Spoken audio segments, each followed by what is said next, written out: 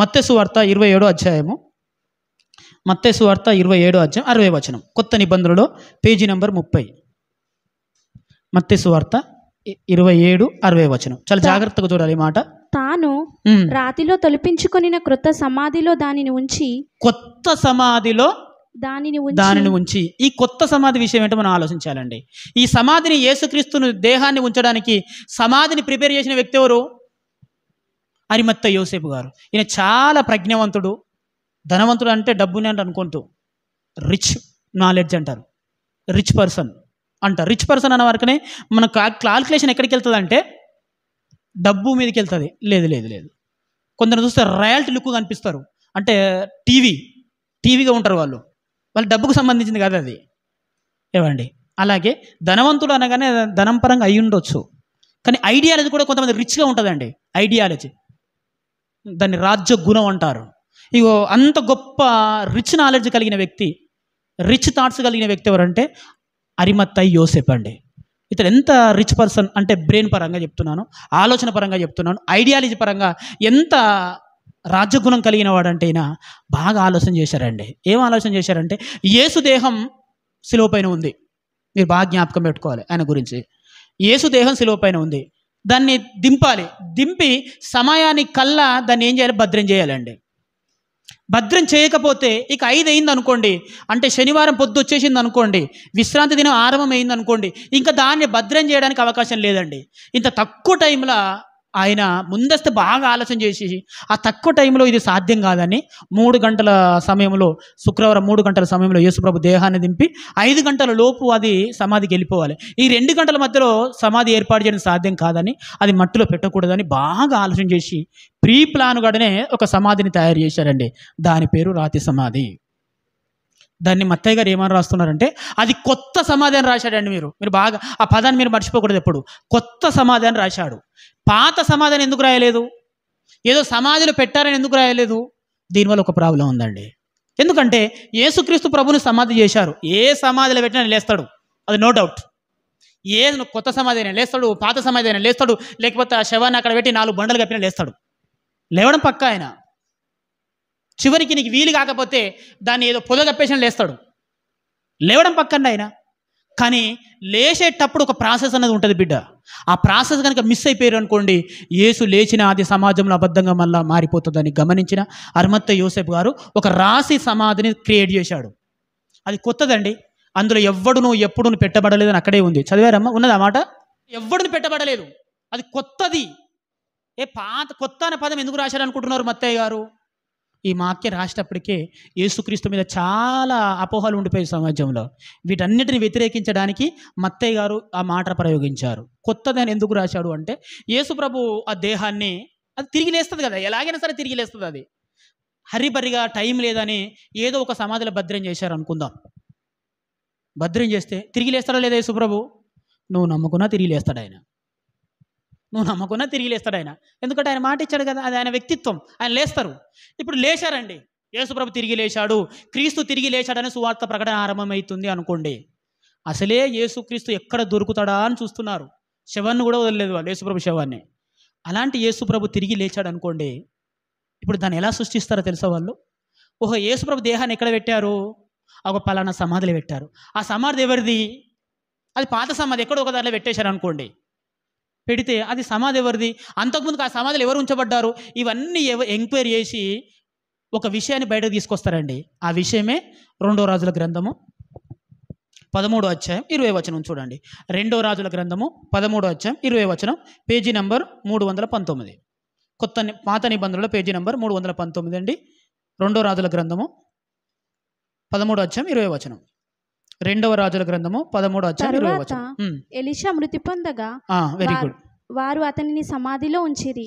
1 సంవత్సరం గడిచిన తర్వాత మోయాబీల సైన్యము దేశం మీదికి వచ్చినప్పుడు కొందరు ఒక శవమును పాతిపెట్టుచు సైన్యమునకు భయపడి ఆ శవము ఎలీషా యొక్క సమాధిలో ఉంచగా, దింపిన ఆ శవము ఎలీషా శైల్యములకు తగిలినప్పుడు అది తిరిగి బ్రతికి కాళ్ళు మోపి నిలిచెను. దేవుని స్తోత్రం చెప్పండి గట్టిగా. మీరు గట్టిగా చెప్పండి అమ్మా. అయిపోయింది, వెళ్ళిపోదాం. ఇక్కడ జరిగిన సందర్భాన్ని మీకు చెప్తాను, ఎందుకంటే కొత్త సమాధి ఆ గురించి అర్థం కావాలంటే ఈ సమాధి గురించి మీకు అర్థం కావాలి.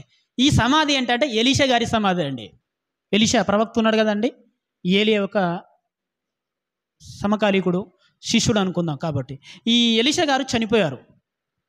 చాలా వండర్ఫుల్ ప్రవక్త అండి, ఈయన అద్భుతములు సృష్టించిన ప్రవక్త.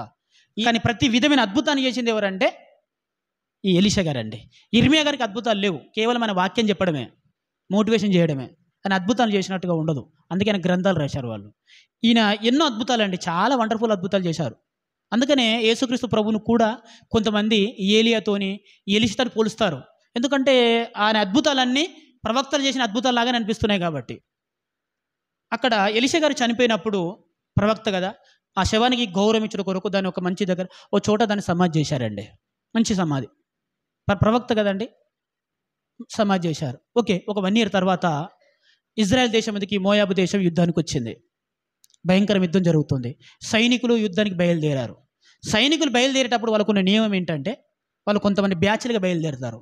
ఏదేమైనా ఆ బ్యాచ్కి ఒక కమాండర్ ఉంటాడు.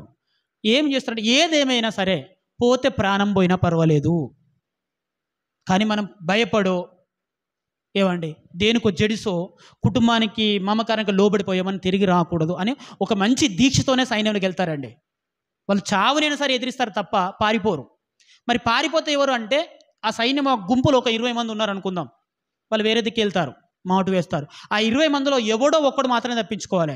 ఎందుకంటే ఈ సమాచారం అనేది వేరే కమాండర్కి తెలియజెప్పడానికి అంతే. అప్పటి వరకు చివరి వ్యక్తి వరకు మరణం ఎదురైనా పర్లేదు, వీరోచితంగా పోరాడమే వాళ్ళు తెలిసింది. ఇది సైనికుల యొక్క నియమం. అలాంటి యొక్క సైన్యం యుద్ధం చేస్తున్న మోయాబీలు వస్తున్నారు, యుద్ధం చేస్తున్నారు. ఆ గుంపులో ఒక వ్యక్తి చచ్చిపోయాడు.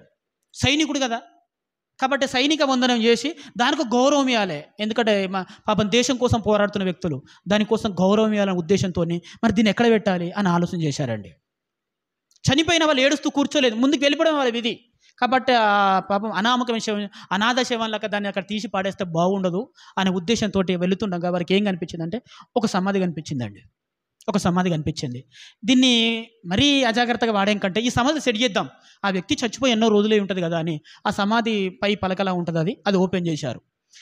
ఈ శవాన్ని తీసుకొని అలా పెట్టేసి వెళ్ళిపోతున్నారండి ముందడికి.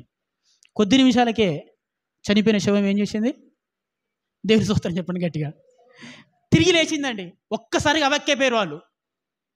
మీరైతే ఎలా ఉంటారు చెప్పండి? సైనికులు కాబట్టి పారిపోలేదు, మనమైతే ఊహించుకోండి మీరు. సైనికులు కూడా ధైర్యం ఎక్కువ ఉంటుంది కదండి వాళ్ళకు. చూశారు, తిరిగి లేచాడా? వాళ్ళు కన్ఫర్మ్ చేసుకున్న తర్వాత సమాధి చేస్తారు సుమా, మనలాగా ఆర్డినరీ పర్సన్ కాదు. అందుకనే ఆ యేసుక్రీస్తు శిలువ పైన ఉన్నప్పుడు కూడా కన్ఫర్మ్ అయిన తర్వాతనే, చనిపోయాడ నిర్ధారణ తర్వాతనే, రిపోర్ట్ పై అధికారికి ఎన్నేళ్ళ తర్వాత దాన్ని దింపారు. సృహద పడిపోతాను అలసిపోతేనే వాళ్ళంతా చిన్నోళ్ళు ఏం కాదు, తక్కువ మాట్లాడకు సైనికుల్ని కదా ఇవ్వండి. అంత కన్ఫర్మ్ చచ్చిపోయిన తర్వాత ఆయన పెట్టేశారండి. లేచాడు, ఈ వార్త వైరల్ అయిందండి. చనిపోయిన వ్యక్తి తిరిగి లేచాడా? ఏంటి అద్భుతం అని ఆలోచన చేస్తే ఆ సమాధిలో పెట్టడం వల్ల లేచాడు అని వార్త బయటకు వచ్చింది. ఈయన లేవలేదండి, ఈయన చనిపోయాడు ఆల్రెడీ. ఈ సోల్జర్ అనే వ్యక్తి చనిపోయాడు. చనిపోయిన వ్యక్తి తిరిగి ఎలా లేచాడు అంటే ఒక సమాధిలో పెట్టడం వల్ల లేచాడు. ఆ సమాధి ఎవరిది? అది ఎలీషా గారు ప్రవక్త. దేవుని శక్తి అక్కడ ఉంది కనుక ఆ శక్తియే ఎవరిని లేపింది? ఈ సోల్జర్ని లేపింది. ఎందుకు లేపింది? ఎందుకంటే ఈ వ్యక్తి ఈ దేశానికి అవసరం, ఈయన పోరాటం అవసరం గనుక లేపింది. ఇది ఈ సైనికుని యొక్క గొప్పతనం కాదు. ఎవరి గొప్పతనం అది? ఎలీషా సమాధి యొక్క గొప్పతనం అని ఈ వార్త అందరికీ తెలుసండి. ఈ వార్త అరిమత్త యోసేపు గారు కూడా తెలుసు. ఇప్పుడు యేసు ప్రభుని ఏదో సమాధిలో పెట్టేశాం, తిరిగి లేస్తాడు ఆయన, ఎక్కడ పెట్టే తిరిగి లేస్తాడు, ప్లేస్ ముఖ్యం కాదు. కానీ వాళ్ళు ఏం చేస్తారు తెలుసా? అవును యేసు ప్రభు లేచింది నిజమే, కానీ అది ఏ సమాధిలో పెట్టారు మీరు? ఒక పలానా వ్యక్తిది పెట్టారు. ఆ వ్యక్తి గొప్పతనం అది, యేసు ప్రభు ఏం గొప్పతనం అంటారా అనరా? దేవుని స్తోత్రం చెప్పండి గట్టిగా. మీరు మీకు అర్థం కావట్లేదు ఈ విషయాలు. వాళ్ళు రాసింది ఎంత కేర్ఫుల్గా రాశారో. మనమేమనుకుంటాం, బైబిల్ అనుకుంటాం. ఏమండి అది ఎందుకు కొత్త సమాధిలో పెట్టడానికి? ఇందుకే వేరే సమాధిలో కనుక పెట్టారనుకోండి, యేసుప్రభు తిరిగి లేస్తాడు, నిజమే అది. కానీ వాళ్ళు ఏమంటారంటే ఇది యేసుప్రభు గొప్పతనం కాదు. ఎవరి గొప్పతనం? ఆ సమాధిలో అంతకుముందు మావాడే ఉండే. ఎందుకంటే వాళ్ళు అబద్ధాలు పుట్టించడం గొప్పవాళ్ళు అండి. ఆ ప్రధాన యాజకులు, అప్పుడున్న యాజకులు దిట్టలు వాళ్ళు. అమ్మా ఈ అబద్ధం కనుక రూమర్ అయిపోతే నా యేసు పునరుత్థానం సమాజం నమ్మడానికి ఆలస్యం అవుతుంది. దీనివల్ల ఎంతోమంది జనం ఇబ్బంది పడతారండి. ఎంతోమంది అవిశ్వాసంలో మరణించిపోయి నరకానికి వెళ్ళిపోతారని అరిమత్త యోసేపు గారు చాలా ఆలోచించారండి. నిజంగా ఆయన ధనవంతుడే, నిజంగా రాజ్యగుణమే అది. బాగా ఆలోచించి కొత్త సమాధిని క్రియేట్ చేసి పెట్టారు. దానివల్ల ఎంక్వైరీ చేశారు, అందులో ఎవ్వడూ పెట్టబడలేదు. నిజమే.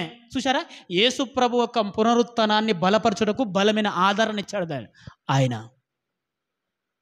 అర్థమవుతుందమ్మా కొత్త సమాధి యొక్క సీక్రెట్? ఎందుకు కొత్త సమాధిని ఏర్పాటు చేశారంటే దీనిపైన కూడా రూమర్స్ వస్తాయి. అయ్యా, ఎలీషా గారి సమాధిలో సైనికుడు ఉంచబడినప్పుడు ఎలా అయితే తిరిగి లేచాడో, యేసుక్రీస్తు ప్రభువారు పలానా వ్యక్తి సమాధిలో ఉన్నాడు, ఆ వ్యక్తి మా యాజకుడే అయ్యొచ్చు, మా ప్రవక్తనే అనొచ్చు, భక్తిపడం క్రియేట్ చేస్తారు అశవాన్ని. అప్పుడు యేసు ప్రభువుకు యొక్క దక్కవలసిన మహిమంతా ఆ సమాధికి వెళ్ళిపోతుంది అనేది గమనించిన ఆయన ఎంత జాగ్రత్తగా ప్రణాళిక చేశాడో మీరు అర్థం చేసుకోండి. ఎందుకు?